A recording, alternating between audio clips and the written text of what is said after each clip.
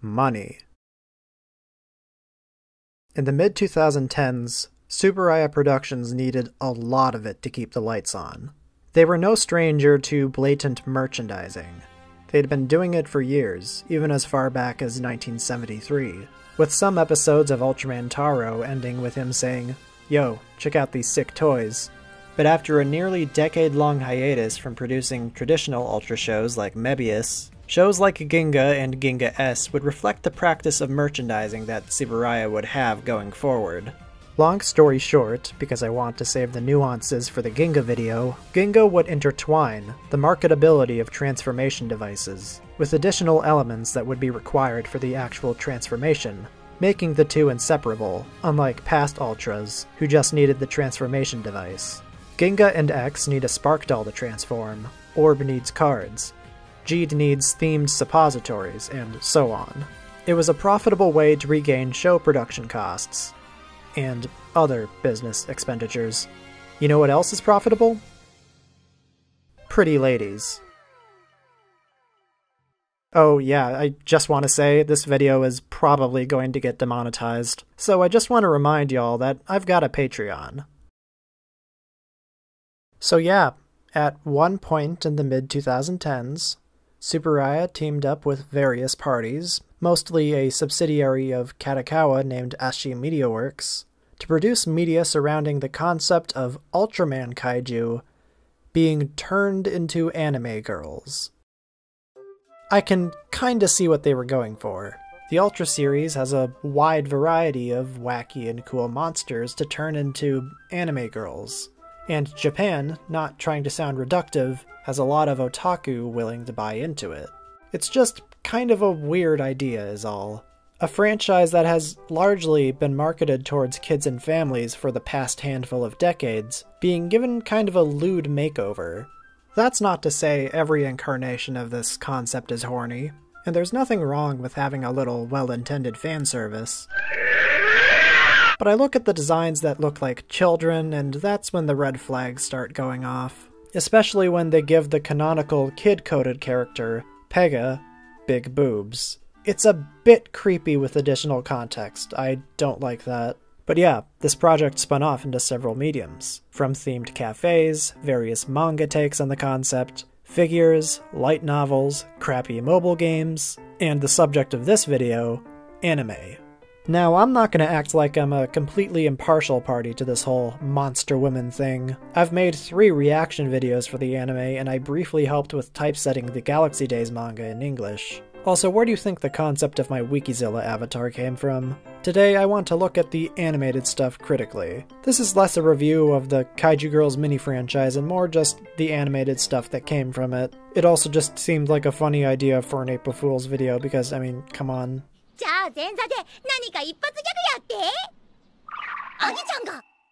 The anime takes place in a universe where spirits of monsters inhabit the bodies of girls. The girls themselves aren't the kaiju, they're just ordinary girls who kinda sorta look like them and inherited their abilities. A defense organization with the very on-point name of Girls is used to recruit such creature ladies to defend the world against generic-looking blob monsters called shadows, which can possess people and make them act violent. These monster girls are able to transform into their Jijinka design by swiping a smartphone-like device called a Soul Riser. You know, like Ultraman, but with a Zoomer Core transformation device. The first season follows Ultra 7's Capsule Trio, as they work towards joining the organization and learning what it truly means to be a kaiju girl. Season 2 introduces a new entity called Shadow Mist, and it possesses alien guts as doppelganger, so the gang's gotta work together to beat it. The plot summary is kinda short, and that's because both seasons take less than 2 hours to finish. Like seriously, every episode of Season 1 is a measly 5 minutes, and Season 2's are even shorter. It does not command much of the viewer's time, because based on the production values here, it was never supposed to. References to the franchise are sprinkled throughout. The voice of Ultra 7 can be heard when Agira transforms for the first time. Juggless Juggler from Ultraman Orb even cameos here, meaning this show is canon to the franchise, and there's nothing you can do about it. He's a massive simp for King Joe, so now we know he has a taste in women who are one misplaced booby bounce away from public exposure.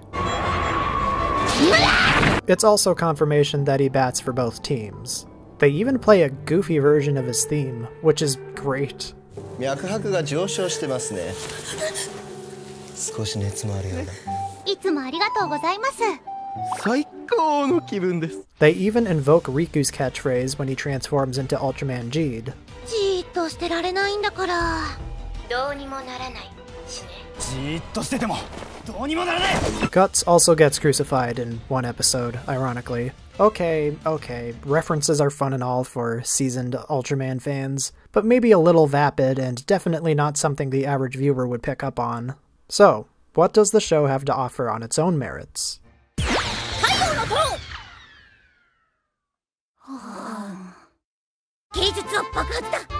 The characters hit incredibly broad strokes, which is understandable considering the episode length that only allows for short vignettes. Agira is the timid one who must learn to overcome her insecurities. Miklas is the energetic one who looks up to Red King. Her bit is that she keeps using the wrong words. Windom is the nerdy girl who reads yaoi manga on the side. Red King is the tomboyish one with girly tendencies.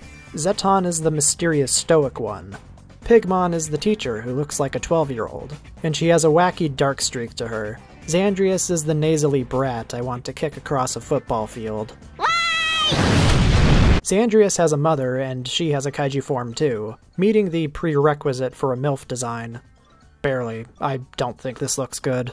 Her human form ticks all the boxes, but the kaiju one is kinda wretched. Anyways, Gomora is an Osaka resident who cracks a lot of lame jokes. King is the mysterious stoic one, who reads yaoi manga on the side. Okay, that's not fair, it's just a shonen sports manga that appeals to a lot of girls in this universe. Guts is the prideful superhero type, and is unfortunately kinda boring. Which is a shame, because she's got my favorite character design of the bunch. She is one of the more ambitious characters because they try to do a character arc with her in the second season where she needs to learn to rely on others. But yeah, that's all there is to it. It's not groundbreaking material. Considering she's a lecherous pervert in the Galaxy Days manga, maybe it's better that she has such a thin personality. She does make the dubious claim that Alien Guts, the kaiju, quote, apparently was never defeated in battle, which is just not true at all. King Joe is also there. She's a pop idol. Maga Basser, Maga Joppa, and Noisler are there too, but they're very much side characters in the second season. All the characters I just talked about actually have names other than the kaiju they're based on, but it's honestly easier for me to remember them with the kaiju names. But yeah, these characters are very basic. They're one-dimensional and mainly have one or two little gags to them. And while some have what could be considered arcs, mainly Agira's growth throughout the show, it's not terribly compelling stuff.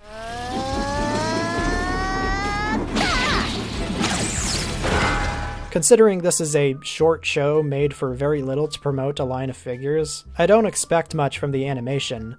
I'm not an animation expert, but the way characters move is pretty stilted. It's not really a problem during the dialogue scenes, but I notice it especially with the fight scenes. There were times where I could tell they were storyboarded well, but it's still pretty minimal on the animation front. They switch to a more conventionally animated style when the characters transform, and they look more on model before comedically squashing back into chibi form. Yeah, that's pretty funny, I'll admit it. They can't even be bothered to design background characters, they're all a bunch of dark blobs. Considering the main enemies of the show are called shadows, there isn't that much of a difference between them and the people who just live in the city. You know, I complain about that, but even the latest season of JoJo didn't bother to have drawn background characters. But yeah, this show, I assume, was made as a web animation, so it's unrealistic to expect the same quality as a TV anime. It's cute, I don't dislike looking at it, but the art style goes a long way in making it look presentable.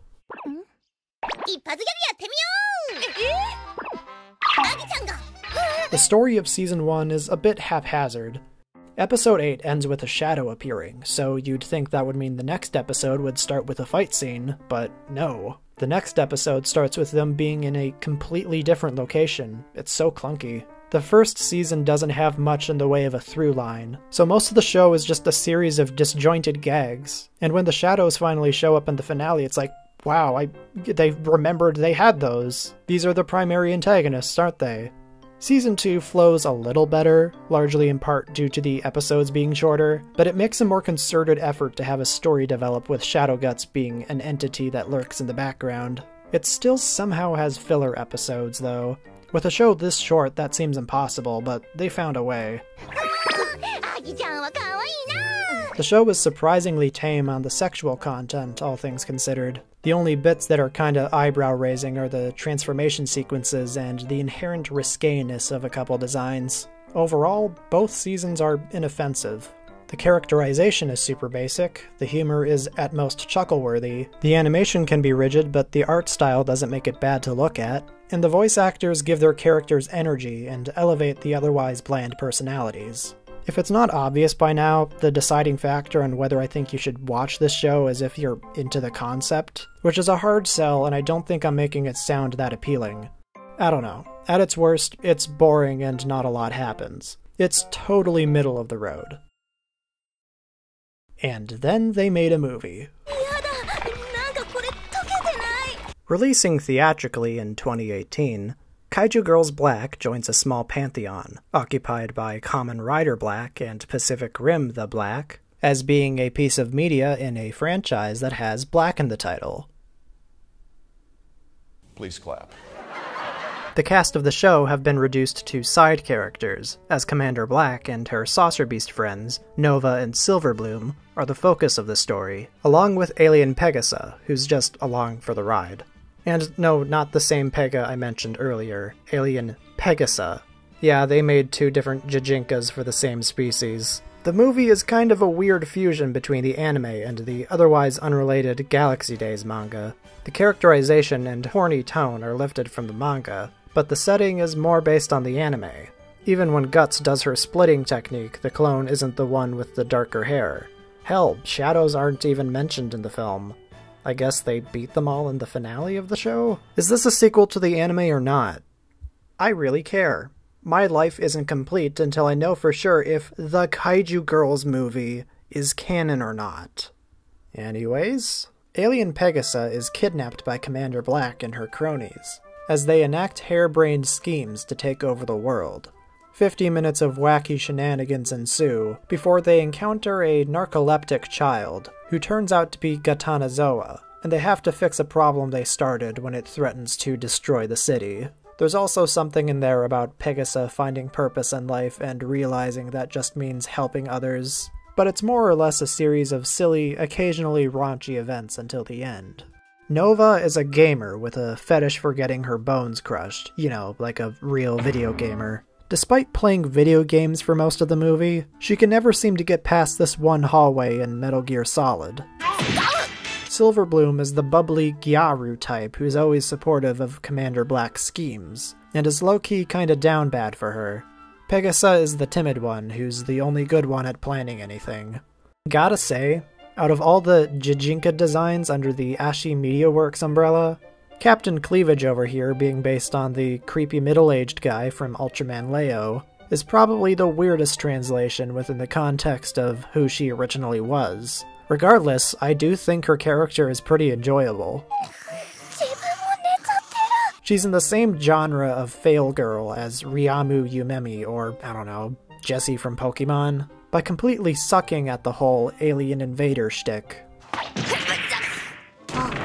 As far as the animation goes, it's what I would expect from a TV anime. If anything, this is what the actual show should have looked like. It's definitely not theatrical tier animation. They repeat the shot of Commander Black pointing like 5 times, and it generally has the quality of a straight-to-TV movie.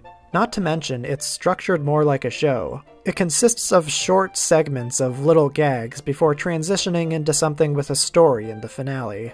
They do foreshadow Gatanazoa early on, so that's a fun little thing to spot. I just wish that wasn't her design. On the subject of weird shit I don't like, this movie is oddly fetishy, which is saying something when talking about Kaiju Girls. I'm not going through the whole list, but there's whatever's going on with Bemstar's mouth here.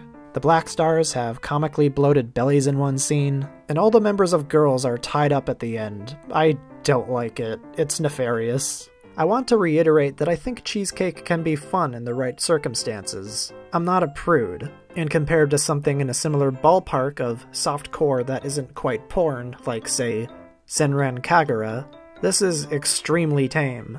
But it's just kinda hard to shake the fact that it's the same franchise where giant silver guys slaughter hundreds of the monsters these girls used to be. Commander Black with her tits hanging out is incongruous with Jack slicing off Bemstar's head, you feel me?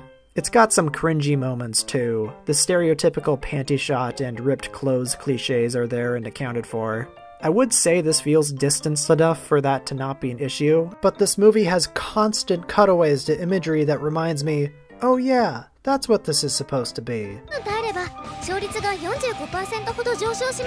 That's ultimately why I think Kaiju Girls didn't have staying power. I don't think it was intended to be around forever. It was made for a niche subculture of the Ultraman fandom, and this movie kinda signals the end for it. There is some resolution for the central characters. Pegasa gets her character arc, they end up trapping a small child in another dimension by the end of it, and that's never resolved. So it leaves a little open for a sequel, but I don't feel torn up about there not being one. Watching this alone for the first time without the company of friends wasn't great. On one hand, I'm glad to form a more critical opinion of the movie, but on the other, it really needs that group watch setting so the embarrassment can be shared. I wouldn't say it's outright bad. If anything, this is the best animated thing to come out of the Kaiju Girls name. I think Captain Cleavage is a funny character, and some of the jokes land. But you really have to distance yourself mentally from what it's related to for the best enjoyment. It's a funny curiosity, but I'm never watching it again. Not a great movie on its own, but it is an amazing movie when watched with the Big Lebowski's subtitles. So yeah, that's the animated Kaiju Girls series. Honestly, really not as bad as you would think going in. But it made its money, it packed up, and it left. There's something kinda sobering about Kaiju Girls being gone, knowing Tsuburaya likely will never reference it the same way they do with everything else in the Ultra series, due to the somewhat lewd nature of several products that came out of it. They do reference the alien Guts Girl design in an episode of Ultraman Rube, which happens to be one of the very rare Halloween episodes, incidentally. Sure, they probably did it to create some synergy with the second season, but it's surreal that they're even referencing it in a mainline Ultra show. I didn't hate Kaiju Girls, but at the same time, I didn't exactly love it either. Watch Bocchi the Rock instead. It's really good. The way it presents the main character's anxiety is often really funny and creative. The show knows when to go hard on its animation, plus when not to for comedic effect. That's right, this video was secretly a recommendation for a completely unrelated anime. Thanks for watching. Bye! And I'm back to read my patrons. This video is being recorded several months in advance, so the patron reading that you are going to see is not how it will be when this video is eventually posted on April 1st. My biggest patrons are Waba, Alcoholic Alligators, Ryan Santa Cruz, Avak Robot, Dante Infante, Ziggy Zigra, It's Godzi, Big Odilo, An Actual Dimetrodon, CMG, Red Comet Harry, and Marpzilla. Thank you very much.